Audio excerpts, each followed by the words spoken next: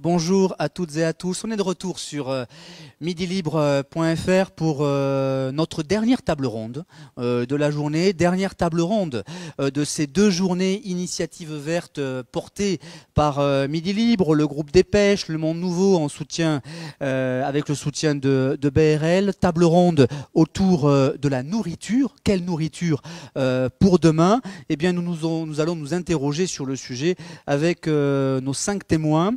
5 étudiants, 5 jeunes chefs d'entreprise qui réfléchissent, qui échangent sur le futur et donc autour de cette thématique. Je vous rappelle que nous sommes toujours en direct sur midili.fr et cela veut donc dire que vous pouvez interroger, questionner, témoigner, suggérer. Donc envoyez-nous évidemment vos messages que nous passerons au cours de cette émission. Alors 5 témoins, je le disais, un témoin qui est avec moi sur ce plateau à Latte, et puis 4 autres qui sont de l'autre côté de leur ordinateur, en digital, online, et qui vont évidemment répondre à nos questions et témoigner de leur projet et de leur engagement sur le terrain. Je vous propose qu'ils se présentent les uns et les autres avant d'ouvrir le débat sur cette thématique. Alors, j'ai avec moi Damien Abel. Bonjour. Bonjour. Je vous laisse tout simplement vous présenter. Ok. Donc voilà, moi c'est Damien Abel et je viens aujourd'hui pour parler de la nourriture de demain et notamment à travers un produit que j'ai découvert il y a 2 ans et sur lequel je travaille maintenant depuis la fin de mes études en août de cette année, qui est le café intégral, qui est une manière, une alternative, une manière différente de consommer le café tel qu'on le connaît habituellement pour répondre à des problématiques à la fois environnementales, à la fois sociales et au niveau de la santé aussi, on pourra le voir. Il y a différents aspects. Eh bien, on va y revenir évidemment tout à l'heure. Alors, je laisse peut-être la parole à Annabelle Vidal qui va se présenter.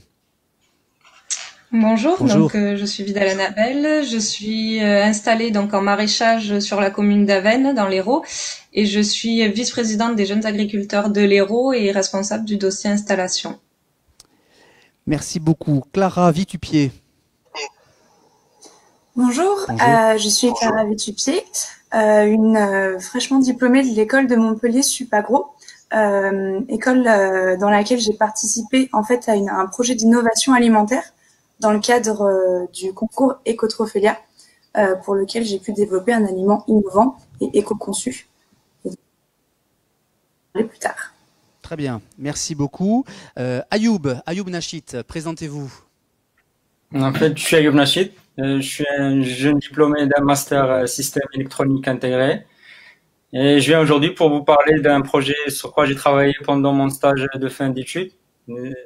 La détection de mangue via de l'intelligence artificielle en Afrique de l'Ouest. C'était avec le CIRAD et une start-up spécialisée dans l'agriculture de précision. Très bien, on en parlera évidemment tout à l'heure. Et puis Marie Reboul, je vous en prie, présentez-vous. Bonjour, donc je suis Marie Reboul, je suis élève en première année de BTS négociation et digitalisation de la relation client au lycée Charles Aliès à Pézenas. Et je vais donc vous parler de l'importance des insectes pollinisateurs dans l'alimentation et des projets que nous développons depuis 2019 pour mener à bien nos projets. Très bien, merci Marie Reboul. Alors, je vais donner la parole tout de suite à Damien Abel qui est à côté de moi. Alors, vous n'êtes pas venu seul aujourd'hui sur ce plateau parce que je vois, et vous pouvez d'ailleurs le montrer à la caméra, elle est juste là, vous voyez, ici, très bien, parfait. Et ici, en effet, juste en face de vous, vous avez un paquet de café.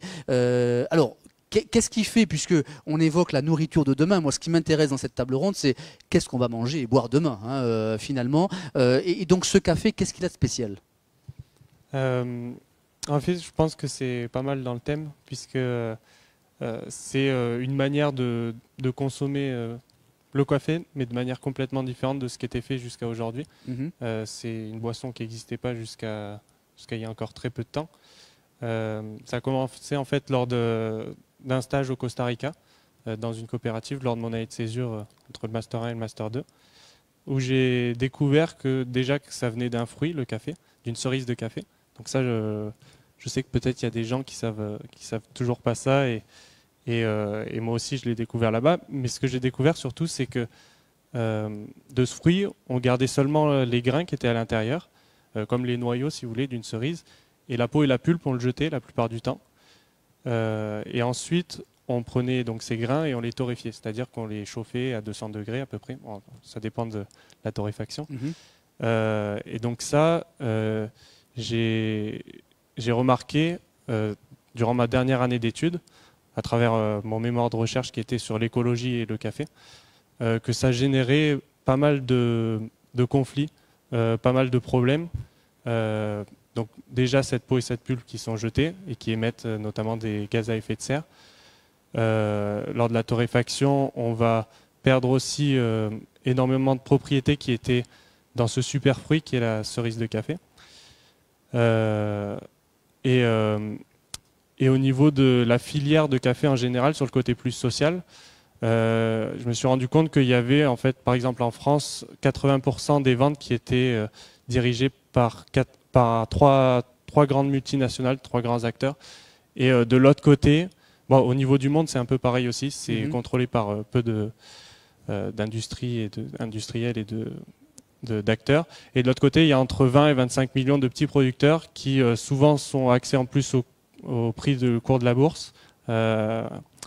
Donc on achète le café très très bas, à un prix très bas, et ils n'arrivent pas forcément à s'en sortir, donc ils ont besoin d'alternatives. Et en fait, le café intégral, on va récupérer l'intégralité de la cerise de café. Donc au lieu de faire tout le process de prendre la cerise, jeter la peau et la pulpe, garder seulement le grain, ensuite le grain le torréfier, on va garder l'intégralité de la cerise de café. On va le déshydrater à basse température. Et ensuite, on va avoir donc une poudre à faire infuser. Et on a une infusion qui permet à la fois de rémunérer à juste valeur les producteurs, parce qu'on peut utiliser l'intégralité de la récolte. Ensuite, d'éliminer complètement l'impact écologique, environnemental de la peau et la pulpe qui sont jetées, puisqu'on les récupère. En plus du fait qu'il y a énormément d'antioxydants dedans. On va pouvoir supprimer aussi l'impact de la torréfaction et on va conserver toutes les propriétés du fruit. Voilà, je me suis un peu étalé sur le sujet, mais c'est ce sur quoi je me suis lancé depuis quelques mois. Et vous avez bien fait de le faire parce que je voulais vraiment qu'il y ait des explications qui permettent d'illustrer ce pourquoi vous vous engagez. Alors, il y a donc des répercussions positives, je dirais, au plan écologique, au plan alimentaire et au plan de la santé, dans ce café-là que vous présentez. Voilà, alors pour l'instant, c'est vraiment le tout début. Même au niveau mondial, c'est un produit qui est extrêmement nouveau, parce qu'il est, on va dire, disponible sur le marché international depuis janvier 2019. Donc ça fait vraiment pas longtemps que c'est présent. Et actuellement, c'est vraiment une toute petite quantité. Et donc, on est vraiment sur une vision de très long terme avec un changement des habitudes qui n'est pas forcément le plus facile, on le sait. Mais voilà, je propose une alternative. Je fais en sorte que ça se sache pour que les gens choisissent si oui ou non ils veulent se diriger dans ce sens-là. Et je pense que c'est un peu dans tous les secteurs l'une des solutions qu'on a en main, c'est de proposer des alternatives, de penser peut-être différemment de la manière dont on a fait depuis des générations et des générations, avec de nouvelles problématiques, de nouveaux enjeux. Et voilà. Mais ce que vous dites quand même dans votre intervention, c'est penser la nourriture de demain, c'est avoir des alternatives, évidemment, à ce que nous connaissons aujourd'hui, mais c'est aussi proposer des cercles vertueux. Et on l'a dit depuis 2 jours lors de nos journées des initiatives vertes. En effet, il n'y a pas simplement la vertu écologique, environnementale, ou bien manger. Il y a la question aussi du bien-être, de la santé. Et donc, quand on pense à l'avenir, quand on passe à l'alimentation de demain, il faut avoir tous ces éléments à l'esprit quand même. Et ça, c'est un changement de culture. Oui, il faut, c'est manger sain. La nourriture de demain, je pense que c'est manger sain. Et c'est également répondre c'est que ce soit une transition en fait entre notre manière de consommer actuellement et celle de demain. Je pense que si par exemple on se met là, à partir de demain, on ferme toutes les frontières et on va manger que local. Bon, même si ce serait, c'est vraiment difficile à concevoir, mais imaginons on fait ça. Comment on fait pour, par exemple, ces millions d'agriculteurs qui produisent actuellement le café ou le cacao ou d'autres produits comme ça? Je pense que c'est vraiment une transition et apporter des solutions alternatives et rééquilibrer, donc manger forcément le plus local possible, mais aussi pour les produits qui viennent d'ailleurs, par exemple, trouver une manière d'avoir cette transition-là, mais même pour les produits locaux aussi. On a par exemple toute la vague du bio qui est arrivée assez récemment, qui pose énormément de questions. On a des exemples de bio en Espagne qui sont sous serre et pas vraiment bio, enfin qui sont bio dans les faits, puisqu'il n'y a pas de pesticides qui rentrent dans les catégories, mais on voit que c'est pas forcément la manière la plus saine de produire. Et ensuite, pour le consommateur, c'est pas la manière la plus saine de s'alimenter non plus. Donc voilà, repenser chacun des secteurs en profondeur. Donc là, il y a l'exemple du café, mais c'est tous les secteurs qu'il faut repenser. Alors on va en parler avec nos autres invités. Clara Vitupier, je voudrais vous donner la parole. On parlait d'alternatives, vous parliez d'innovation et de votre projet. Je voudrais que vous nous en disiez quelques mots, et plus que ça d'ailleurs, parce que c'est un beau projet que vous avez porté. Je vous écoute, on vous écoute. Alors oui, donc dans le cadre d'un projet ingénieur de l'étude de l'école de Montpellier Supagro. Donc, on a un groupe de 10 étudiants à avoir monté un projet d'innovation alimentaire, donc la création d'un produit de A à Z pour le présenter donc à un concours d'innovation qui s'appelle Ecotrophelia. Et donc, notre projet, qu'est-ce que c'était? C'était Les Germés, qui est en fait l'association d'un yaourt brassé avec une compotée de fruits et légumes organisée en bicouches. Et cette compotée qui est naturellement sans conservateur, sans sucre ajouté et sans additifs.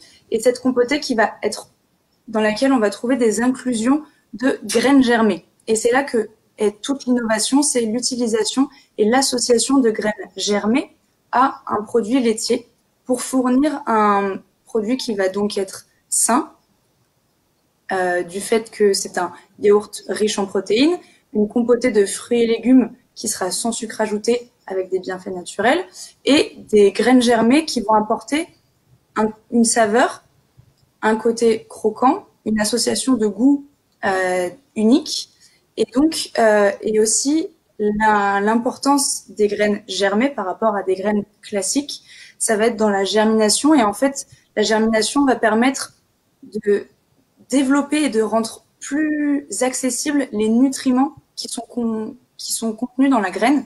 Une graine, c'est concrètement une bombe nutritionnelle. C'est la graine compose tous les nutriments dont la graine va avoir besoin pour grandir. Et en fait, en germant, ces nutriments vont devenir plus assimilables par l'organisme, plus disponibles. Et également, la germination de la graine va permettre l'inhibition de facteurs antinutritionnels qui vont faciliter sa digestion. Et donc, ça va être un produit qui va être très intéressant d'un point de vue nutritionnel, mais également d'un point de vue gustatif, parce qu'on va avoir cette association de graines qui peuvent être diverses. Nous, nos produits, on a décliné 2 recettes. Donc, une qui est à base d'une compotée de patates douces et pommes avec des graines de quinoa et de choux rouges germés.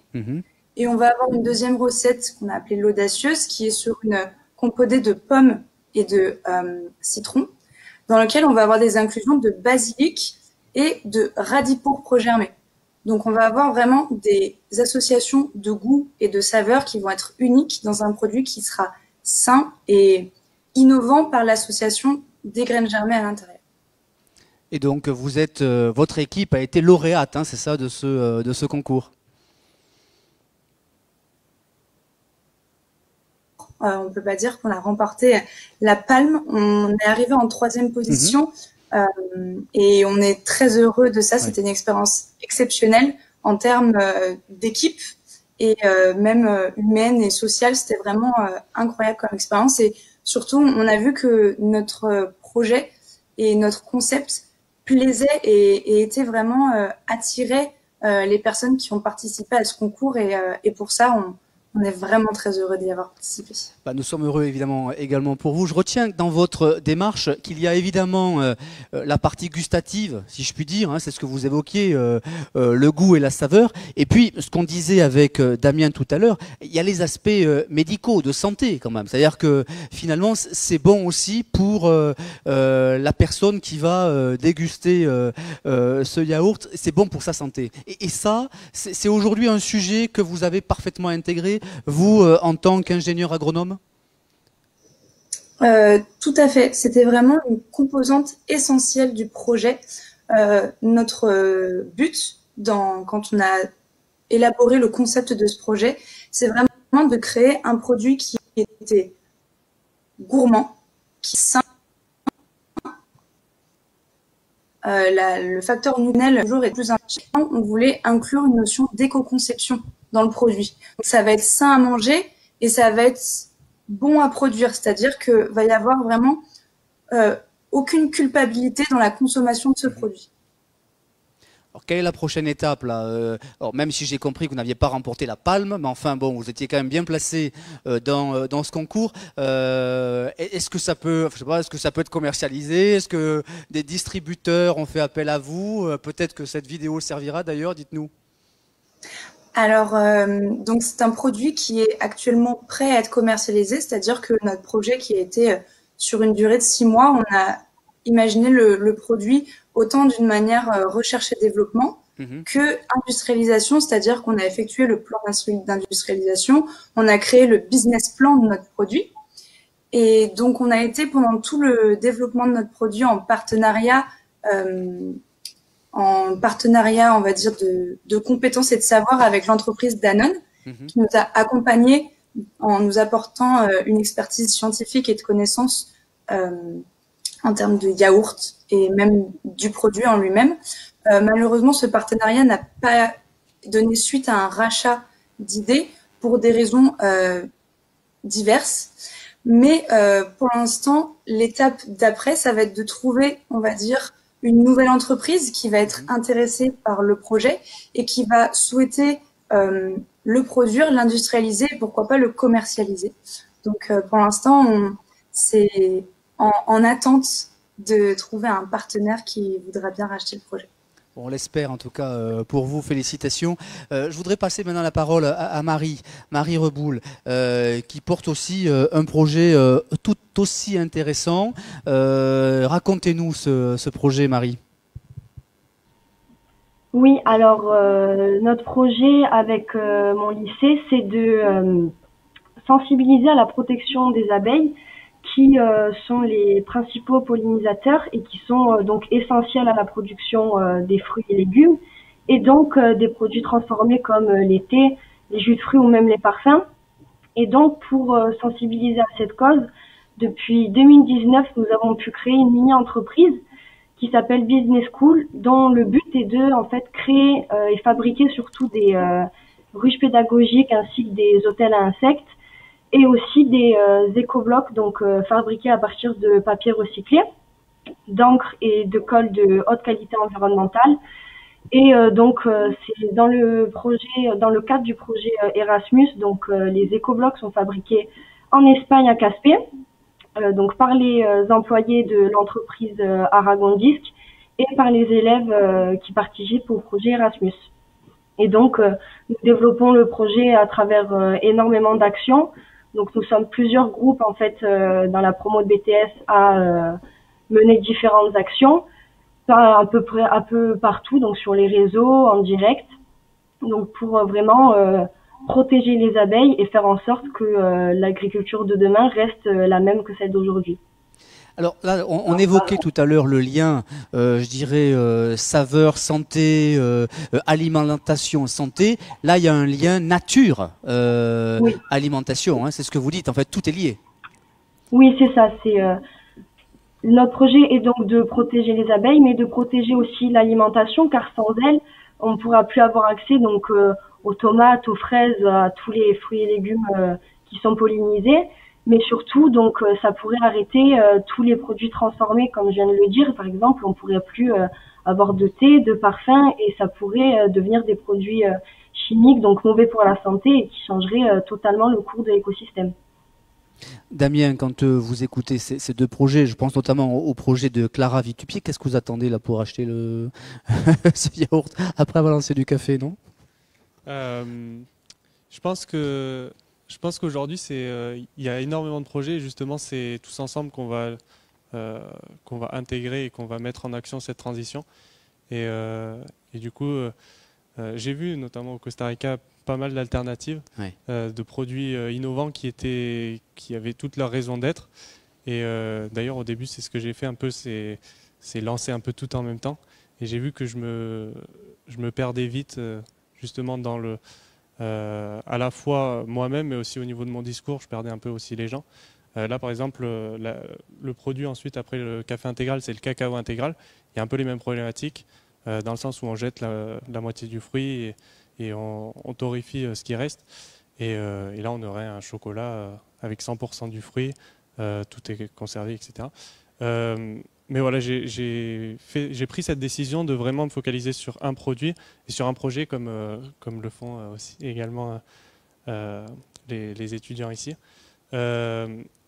Parce que je pense qu'il faut vraiment prendre en considération qu'on est tous ensemble pour mener à bien ces actions. Et la prise de conscience est là. Aujourd'hui, c'est cette journée que Midi Libre a organisée, c'est parce qu'aussi il y a une prise de conscience. Vous disiez hier que c'était la journée mondiale. Oui, absolument. Voilà. Pour le climat. Ouais. Pour le climat, le président faisait également des. Donc je pense que c'est vraiment globalisé, c'est vraiment quelque chose qui est ancré aujourd'hui. Et du coup, nous, comme des petites abeilles, on va prendre chacun son projet et faire en sorte de préserver l'écosystème. Donc soit à travers la pollinisation, soit à travers la lutte contre la monoculture. Et il y a tout un pan dont je n'ai pas parlé qui est la déforestation parce qu'en fait il va y avoir de moins en moins de culture de café possible par le réchauffement climatique notamment. Et donc une des solutions actuellement, qui n'est vraiment pas une solution, mais c'est de déforester et de planter des pieds de café à la place. Et du coup, ça c'est une catastrophe aussi, dans le sens où il n'y a plus d'écosystème. Et donc voilà, c'est à chacun d'entre nous d'amener un petit peu des solutions. Alors, je voudrais faire la transition avec vous, Annabelle Vidal. Quand vous écoutez les présentations de ces trois projets, hein, on l'a dit, le lien entre l'alimentation, la santé, la nature. Je sais que ce sont aussi des projets que vous portez auprès des jeunes agriculteurs, mais auprès vous-même, comme agricultrice et comme sur le territoire très, très engagé. Oui, en effet, je pense que déjà, ils ont bien cerné quelque chose, c'est la transparence avec le client. Ouais. Donc, quand ils présentent leurs produits, ils disent bien les bienfaits, comment ils comptent le produire, pourquoi. Et aujourd'hui, je pense que c'est essentiel. Moi, personnellement, je fais que de la vente en direct et je pense que c'est ce que recherchent les clients. Savoir d'où ça vient, comment c'est produit, pourquoi à telle période et pas à une autre. Et voilà, donc au-delà de ça, en effet, il y a tout ce qui est label, donc c'est une chose, hein, mais en effet, comme disait Damien, qu'est-ce qu'il y a derrière tous les labels? En effet, un produit bio produit en Espagne sous serre la tomate au mois de décembre, d'accord, c'est bio, mais est-ce que c'est raisonnable à manger en toute saison? Personnellement, je dirais que non. Donc voilà, donc je pense que déjà ils ont vraiment cerné quelque chose à ce niveau-là. Après de la santé forcément, puisque les gens cherchent à peut-être moins se soigner et ont plus une inquiétude de leur santé aujourd'hui. Donc ils vont chercher à savoir exactement ce qu'ils mangent, donc ce qui rejoint leur transparence. Et quand alors vous parliez de transparence, il y a donc aussi une question de responsabilité qui est posée, je dirais, du producteur, l'agriculteur, hein, pour schématiser, vers le consommateur et vers l'entreprise qui va commercialiser ce produit. La question de la responsabilité, elle est centrale, j'imagine. Ah ben oui, tout à fait. De toute manière, je pense que c'est de la conscience de chaque producteur et agriculteur de savoir comment son produit tout ce qui sort de son exploitation. Et puis, comme nous pouvons dire, c'est de la manière dont on produit que les générations futures pourront produire. Il faut leur laisser une terre et un environnement où, par derrière, eux, ils pourront aussi exploiter. Alors, vous êtes en charge de l'installation au syndicat des jeunes agriculteurs de l'Hérault. Est-ce qu'aujourd'hui, quand on évoque la nourriture de demain, c'est vrai que je pense aux agriculteurs, je pense aux producteurs. Vous qui installez des jeunes agriculteurs dans l'Hérault, quelle conscience ils ont, ces jeunes agriculteurs qui s'installent aujourd'hui sur le département, comment ils voient leur nouveau métier, comment ils voient leur mission? Alors, ça dépend des profils. Donc, on a beaucoup ou de nouveaux exploitants, donc qui sont hors cadre familiaux, donc qui s'installent, qui partent de zéro, et des exploitations, donc qui sont au suivi de parents qui étaient déjà installés. Donc déjà, on voit que ceux qui s'installent après leurs parents vont faire évoluer les exploitations, vont montrer que l'agriculture de hier, ce n'est pas celle de demain, que maintenant on est de plus en plus équipé afin de pouvoir produire dans de bonnes conditions. Et après, ceux qui sont hors cadre familiaux, forcément, qui vont déjà partir directement sur des bases comme celle-ci. Donc là, en ce moment, on a beaucoup, surtout en viticulture, des exploitants donc qui se mettent en HVE, donc en haute valeur environnementale, donc qui permet de montrer comment ils exploitent à travers cet agrément. Alors la conscience et l'exemple que vous présentez dans le département de l'Hérault, alors je sais que vous avez aussi un regard sur ce qui se fait à l'étranger. Est-ce que les questions qui se posent en France sur l'agriculture de demain, sur la nourriture, l'alimentation de demain, sur la conscience que peuvent avoir les producteurs, est-ce que vous l'observez ailleurs à l'étranger? Est-ce que la conscience est la même? Alors personnellement, je dirais que non, parce que j'ai eu l'occasion de visiter des exploitations dans d'autres pays où les normes en fait ne sont pas les mêmes. Donc en fait, c'est à ce niveau-là, quand nous importons en France les produits de certains pays, on n'a pas les mêmes normes, donc forcément pas le même coût de production à la fin, et ça rentre quand même dans nos supermarchés. Donc c'est surtout là où, pour moi, il y a un point de vigilance à avoir vraiment sur ce qu'on consomme et comment c'est produit à l'extérieur. Alors on sait, je vais pas être chauvine, mais qu'en France quand même on a des produits de très bonne qualité. Alors certes on a beaucoup de normes et c'est pas facile. Produire c'est pas facile de nos jours. Je vous invite à venir sur des exploitations. Vous verrez que les agriculteurs aiment leur métier parce que c'est pas tous les jours facile. On est tributaire du temps. On est chef d'exploitation, mais ça veut pas dire qu'on part en vacances quand on veut. Au contraire, on fait attention, que ce soit à nos bêtes ou à nos cultures. Donc, en effet, oui, un peu chauvine, mais quand même, je pense qu'en France, on produit de bonnes et de belles choses. Par rapport aux normes, Damien, vous qui avez peut-être un regard, alors si les autres en ont, pensé à me l'indiquer, mais au Costa Rica, que vous évoquiez, cette préoccupation autour de la nourriture de demain, peut-être les normes mises en place, est-ce que tout ça, vous l'avez observé ou c'est très différent de la France ? Moi, j'avais l'avantage aussi d'être dans une coopérative qui avait plus de 50 ans d'expérience et avec tout un cahier des charges et des normes à respecter et même au-delà des normes nationales. Après, je suis pas du tout expert dans les normes du Costa Rica, comment elles sont, etc. Mais c'est quelque chose plus que j'externalise, on va dire, dans une certaine mesure, dans le sens où c'est une partie qui peut être un frein à l'innovation et en même temps qu'il faut conserver pour la santé des citoyens. Bien sûr. Ouais. Alors, on est en direct sur midi.fr, je vous le rappelle. Pas beaucoup de questions, peu de questions, voire pas du tout, mais en revanche beaucoup de mots de félicitations des internautes qui soulignent et saluent chacun de vos projets. Je sais que ça sera le cas aussi pour vous, Ayoub, puisque vous avez un projet autour de l'intelligence artificielle pour les agriculteurs, au service des agriculteurs finalement, pour les aider à mieux gérer leur culture. Et je voudrais que vous puissiez nous en parler pour faire le lien avec la démonstration d'Annabelle Vidal tout à l'heure. Je vous en prie, allez-y. Alors, on ne vous entend pas. Micro, peut-être. Voilà. Activé. Là, vous m'entendez? C'est très bien. Je vous en prie, allez-y. quand on parle de demain, on parle essentiellement aussi de l'agriculture aussi. Du coup, moi, c'est pas mon projet. J'ai participé dans un projet que c'était un transfert technologique entre le CIRAD et une start-up spécialisée dans l'agriculture de précision. Et c'était financé par la région Occitanie. Et ça consistait, et comme le CIRAD, il a comme mission principale de développement durable de l'agriculture dans les pays tropicaux. Et le projet visait à aider des agriculteurs au Sénégal et au Côte d'Ivoire à mieux gérer leur récolte. En fait, le principe, c'était de développer un réseau de neurones. Le réseau de neurones, pour les gens qui connaissent pas, c'est un sous-ensemble d'intelligence artificielle. Du coup, ces réseaux de neurones, à travers des calculs mathématiques et des traitements qu'ils font, ils font du comptage à partir des photos. Mm-hmm. On fournit au réseau de neurones des photos, de la data. Après, à partir de l'entraînement, on l'entraîne avec des photos. Après, on lui fournit d'autres photos et il arrive à détecter les manques dedans.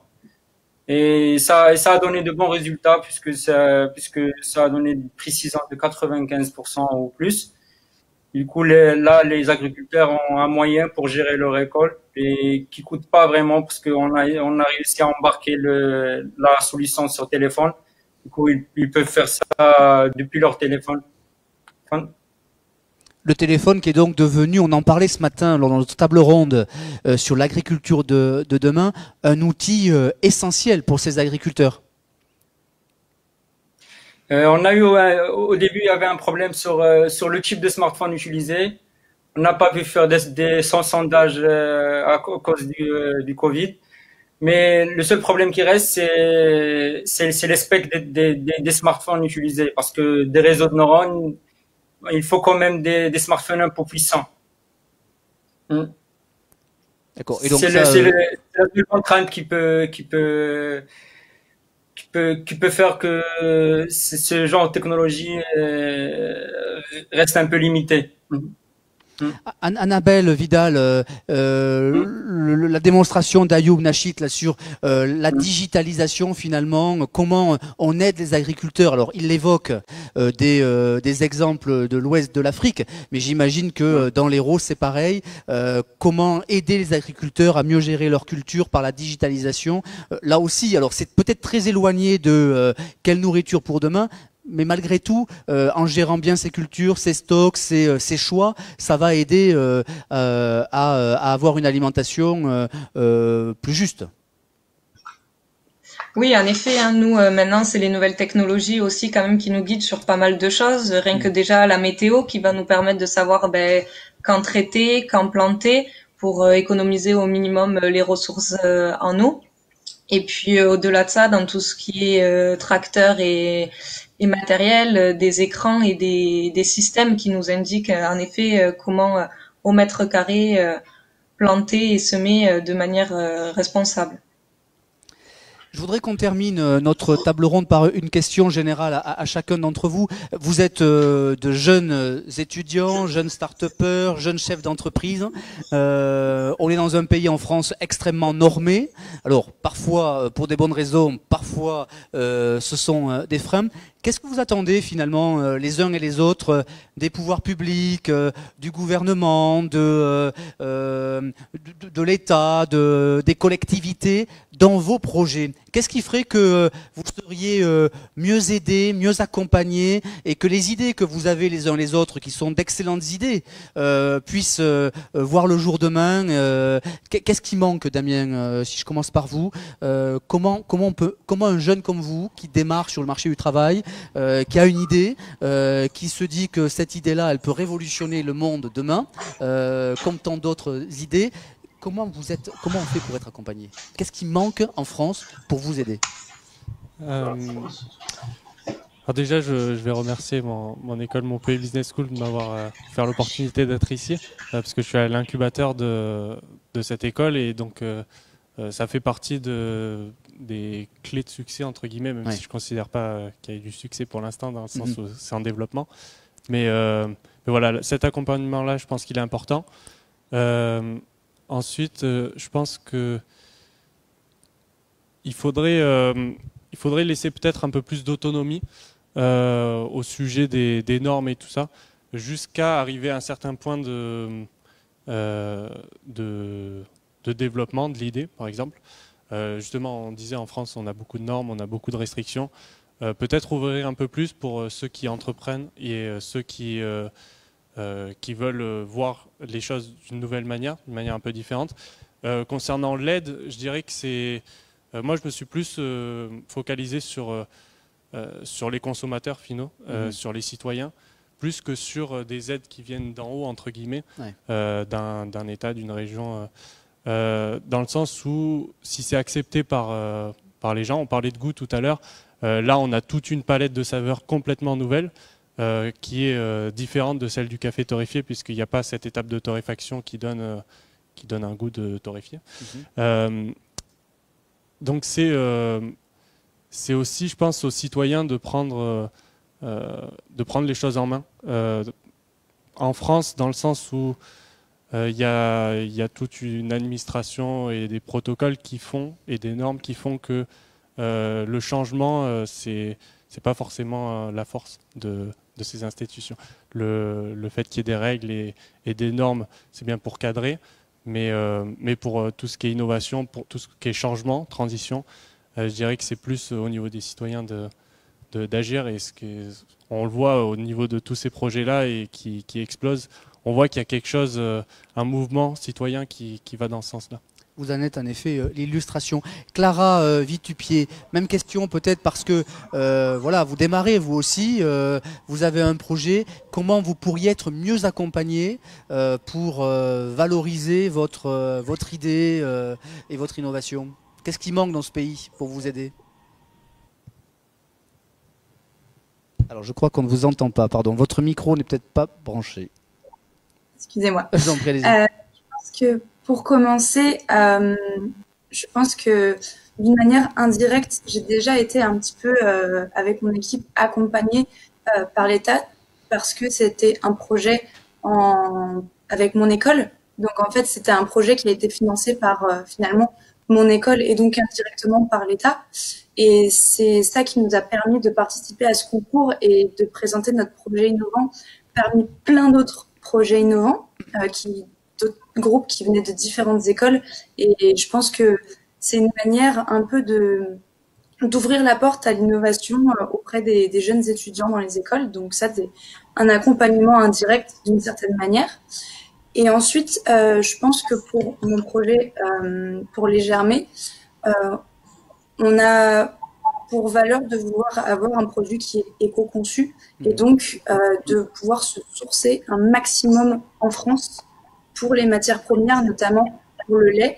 Pour ça, on a vraiment beaucoup de ressources de lait français, donc c'est pas un problème. Par contre, pour tout ce qui est graines germées et pour les fruits et légumes qui sont présents dans la compotée, c'est un certain challenge de pouvoir se fournir en France. Et donc, je pense que l'accompagnement, ça va être indirectement pour mon projet, ça va être d'accompagner les agriculteurs et les producteurs de ces matières premières pour qu'ils puissent produire de manière pérenne et de manière rentable ces matières premières en France pour qu'on puisse éviter d'aller se sourcer à l'étranger et faire vraiment un produit qui ait un impact carbone et sur l'environnement réduit. Merci Clara. Et de votre côté, Marie Reboul, avec votre projet, comment on pourrait le booster et qu'est-ce qui ferait que les décisions prises par les collectivités, les soutiens, vous aideraient? Ce qui pourrait nous aider, ce serait de faire la promotion de nos projets, donc des ruches, des hôtels et aussi des écoblocs, mais d'aussi plein d'autres qu'on a pu avoir, comme un partenariat avec le lycée agricole de la Condamine, qui produit des gâteaux avec le logo de la mini-entreprise, donc qui est derrière moi, qui sont faits par le chef cuisinier du lycée, mais aussi de faire connaître nos actions. Donc on a pu animer un stand au marché bio de Pézenas afin de sensibiliser les citoyens pissénois, de faire connaître aussi, on a pu créer un site internet il y a quelques semaines pour faire connaître davantage notre projet et notre promotion. Donc, où je poste régulièrement des informations sur le cycle de vie des abeilles, comment elles pollinisent, etc. Donc, pour les personnes ne connaissant pas les risques de la disparition de ces dernières, et donc de nous aider à vraiment faire connaître ce projet pour que l'alimentation reste la même. Merci beaucoup. Et de votre côté, Ayoub Nachit?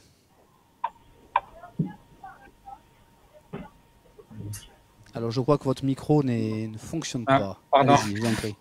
En fait, moi, je pense qu'il faut encore plus de coopération entre les gens, entre les chercheurs et les gens qui agissent sur le terrain, que ce soit les agriculteurs ou les jeunes entrepreneurs. Par exemple, pour le projet des abeilles, au CIRAD, il y avait des travaux sur la détection des attaques de frelons. Et le travail avec des apiculteurs de Montpellier a pu faire que les résultats étaient plus innovants. Donc coordination et rapprochement entre les acteurs. Je voudrais terminer par vous, Annabelle Vidal.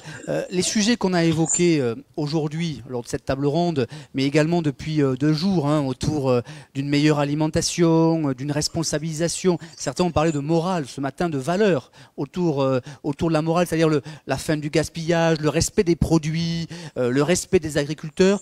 Ce sont peut-être des produits qui existent, des sujets qui existaient depuis longtemps, mais réellement, avec peut-être le Covid, le confinement, ils ont été mis sur la table de manière plus importante.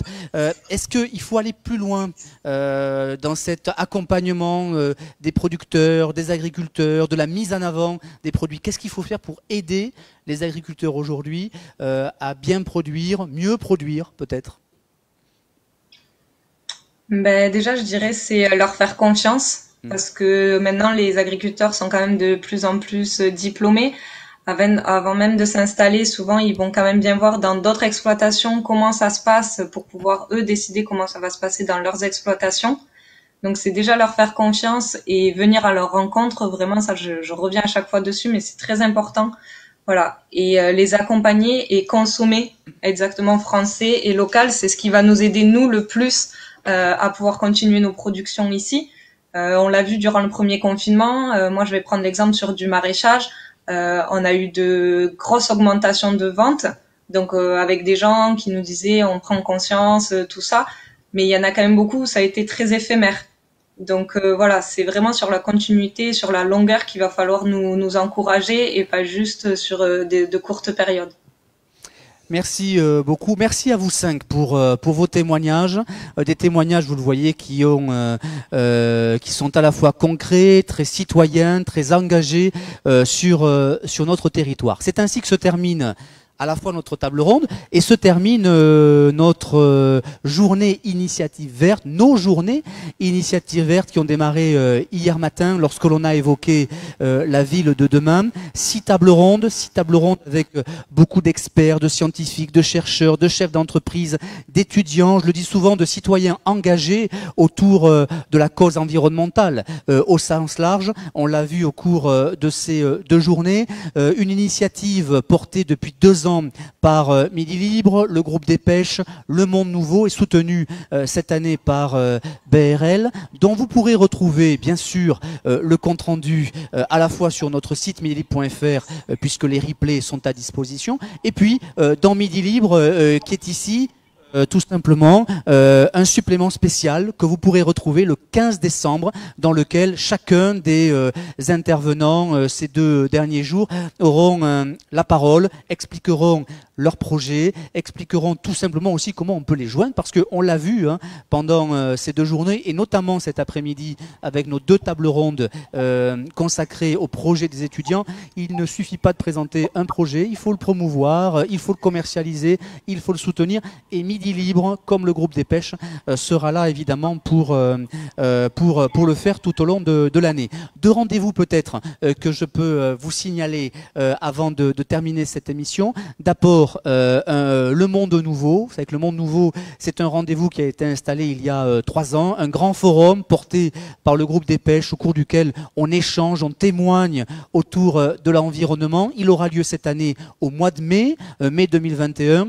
À Montpellier, bien sûr, vous trouverez toutes les indications, les informations précises sur le site Le Monde Nouveau lié au groupe des pêches et donc à Midi Libre. Et puis, tout au long de l'année, dans Midi Libre, tous les samedis, une page Initiative Verte dans laquelle vous retrouverez des initiatives, des projets et de belles idées portées par les citoyens, les entreprises et les collectivités autour de l'environnement. Merci à toutes et à tous et très bonne journée. Au revoir.